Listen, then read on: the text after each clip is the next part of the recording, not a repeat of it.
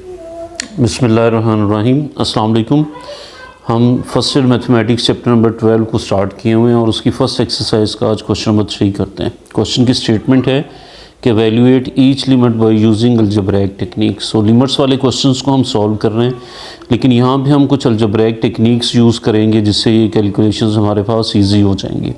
वो algebraic techniques हमें क्यों यूज़ करनी पड़ती हैं? अगर आप डायरेक्टली इस लिमिट को अप्लाई करने की कोशिश करें, यहाँ पे x अप्रोचेस टू -1 है, जैसे इस क्वेश्चन में अगर आप x की जगह पे -1 पुट करेंगे तो ये आपके पास नोमिनेटर में भी फॉर्म 0 बन जाएगी और डिनोमिनेटर में भी आप x की जगह पे -1 पुट करेंगे तो -1 और +1 ये आपके पास 0 बन जाएगी।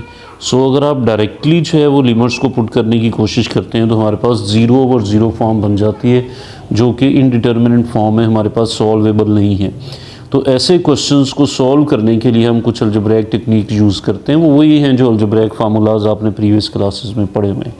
जैसे सिंपल क्या होगा, जैसे इस क्वेश्चन में हमारे पास है कुछ टर्म्स ऐसी होंगी जहाँ से कुछ कॉमन लिया जा सकेगा। जैसे इस क्वेश्चन में लिमिट x अप्रोचेस टू -1 है और नोमिनेटर में अगर आप देखें तो x³ और x में से आप x को कॉमन ले सकते हैं। तो x को आप कॉमन ले लें, x को कॉमन लेंगे तो x³ जो है वो x² रह जाएंगे, -x कॉमन चले जाएगा तो उसकी रिप्लेसमेंट में 1 रह जाएंगे, और डिनोमिनेटर में लिखे हुए हैं x+1।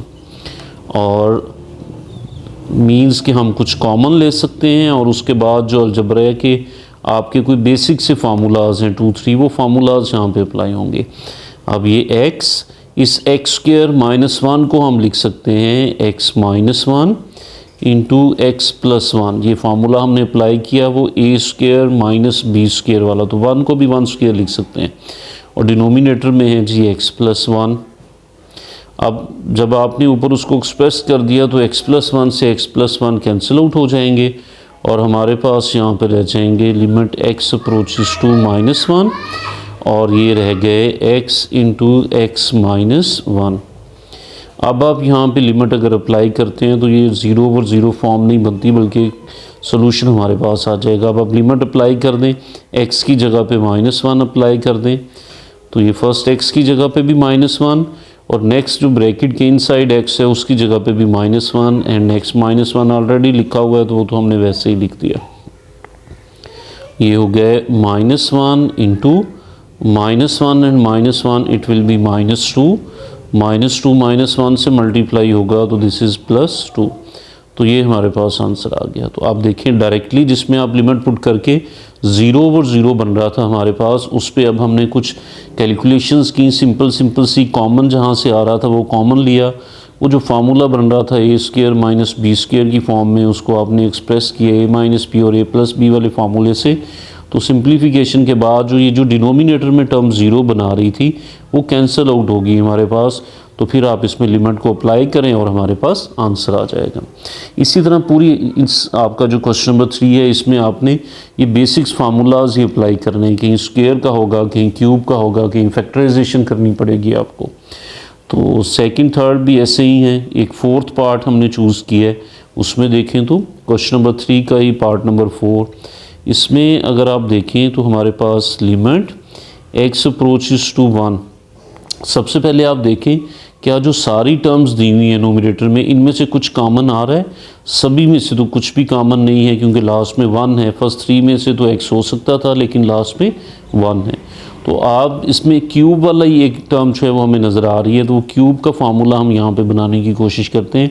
उसके लिए ये फर्स्ट और लास्ट टर्म को जो है वो हम इकट्ठे कर लेते हैं, रीअरेंज कर लेते हैं। आप इसे x³ के साथ आप लिख दें -1, और बाकी टर्म्स क्या हैं जी? बाकी हैं -3x² और +3x, ये बाकी वैसे ही। हमने 2 टर्म्स इकट्ठी कर ली। किस किस को इकट्ठे कर लिया? x³ को और -1 को, और बाकी जो सेंट्रल टर्म थी वो हमने एज इट इज़ लिख दी। नीचे डिनोमिनेटर में देखें, दोनों में से कॉमन हमारे पास कुछ आ रहा है, x हम कॉमन ले सकते हैं, x³ रह गए x² और माइनस यहाँ से अगर आपने x कॉमन लिया है तो ये 1 रह जाएंगे।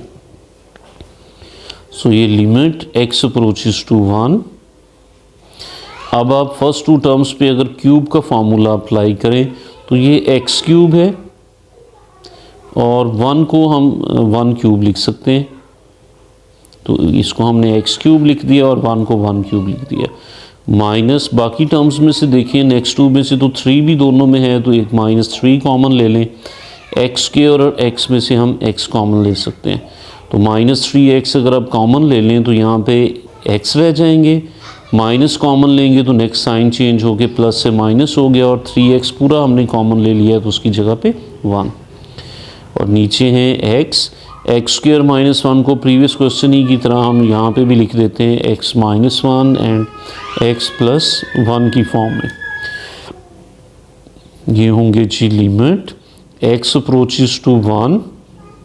अब आप नोमिनेटर में क्यूब का फॉर्मूला अप्लाई कर दें, x क्यूब -1 क्यूब ये लिखा जा सकता है x -1 into x square plus x और -1, और नेक्स्ट लिखा हुआ है -3x इंटू एक्स -1। ये कौन सा फार्मूला लगाया हमने, ये फार्मूला अप्लाई किया हमने a cube minus B cube हो, इंडिविजुअल क्यूब्स हों तो इसको हम लिखते हैं a minus B into A square, अगर माइनस हो पहले तो आप प्लस प्लेस करते हैं और फिर दोनों को मल्टीप्लाई कर देते हैं A B and plus B square. तो इस फार्मूले से मैंने x क्यूब -1 क्यूब को लिखा x -1, first term square x square, फिर प्लस दोनों को मल्टीप्लाई कर दिया, x को और 1 को मल्टीप्लाई करेंगे x माइनस सेकेंड टर्म का क्यूब प्लस सेकेंड टर्म का क्यूब होगा और 1 का स्क्वायर होगा और 1 का स्क्वायर 1 हो जाएगा, और डिवाइडेड बाय है x -1 और x + 1। अब नोमिनेटर में देखिए दोनों टर्म्स में से एक नंबर कॉमन आ रहा है भाई, वो नंबर कौन सा है, फर्स्ट टर्म में भी x -1 है और सेकंड टर्म में भी x -1 है, तो हम x -1 को दोनों टर्म्स में से कॉमन ले लेते हैं। अगर इसको कॉमन ले लें, ये कॉमन आ गया तो यहाँ पे रह गए x² प्लस x + 1, और यहाँ सेकंड टर्म में से x -1 कॉमन आएगा तो यहाँ पे रह जाएंगे -3x, और डिवाइडेड बाय है हमारे पास x -1 एंड x + 1।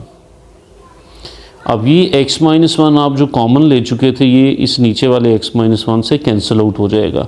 अब जो वो प्रॉब्लम क्रिएट कर रहा था ना यहाँ पे भी डायरेक्टली सॉल्व करने के लिए, वो जो 0/0 फॉर्म हमारे पास बना रहा था, फैक्टर x -1 था, वो x -1 से x -1 यहाँ पे भी कैंसिल आउट हो गया। इन सारे क्वेश्चंस को हम इसीलिए ये फैक्टराइज करते हैं कि यहाँ पे भी आप डायरेक्टली x की जगह पे 1 पुट करेंगे ना, आप देखेंगे नोमिनेटर में भी 0 बन जाएगा और डिनोमिनेटर में भी 0 बन जाएगा, तो ये 0/0 फॉर्म बन जाती है जिसका कोई सलूशन नहीं है हमारे पास। तो इसलिए ये सारी की सारी कैलकुलेशंस हम कर रहे हैं। जब ये वो प्रॉब्लम 0 वाला हमारे पास कैंसिल आउट हो जाएगा तो फिर आप इसको सिंपल करके लिखें और उसके बाद फिर आप लिमिट्स अप्लाई कर दें। x² ये प्लस x है और -3x है, it will be -2x + 1 and divided by x into x + 1। अब आप लिमिट अप्लाई कर दीजिए, जहाँ पे x है वहाँ पे आप 1 पुट कर दें। x² है तो यहाँ पे हो जाएंगे 1² -2x है उसकी जगह पे 1 और आगे प्लस के 1, डिवाइडेड बाय x की जगह पे आ जाएंगे 1 और नेक्स्ट है x + 1, तो ये होंगे 1 + 1। तो जहाँ जहाँ पे x था वहाँ पे हमने वो लिमिटिंग वैल्यू 1 अप्लाई कर दी और फिर इस लिमिट को अब हमने नहीं लिखना। ये 1 का स्क्वायर तो 1 -2 1 टाइम इज़ 2 + 1 और नीचे 1 इंटू 1 + 1 ये हो जाएंगे 2। अब ऊपर 2 टर्म्स प्लस की हैं 1 और 1, तो ये हो जाएंगे 2 और 1 और 1 को इकट्ठे किया 2 और आगे -2 हो रहे हैं, divided by 2 1 time is 2, 2 - 2 will be 0/2 और 0 को किसी भी नंबर से हम मल्टीप्लाई करेंगे तो इसका आंसर होगा 0। तो ये हमारे पास इसका आंसर 0 आ गया।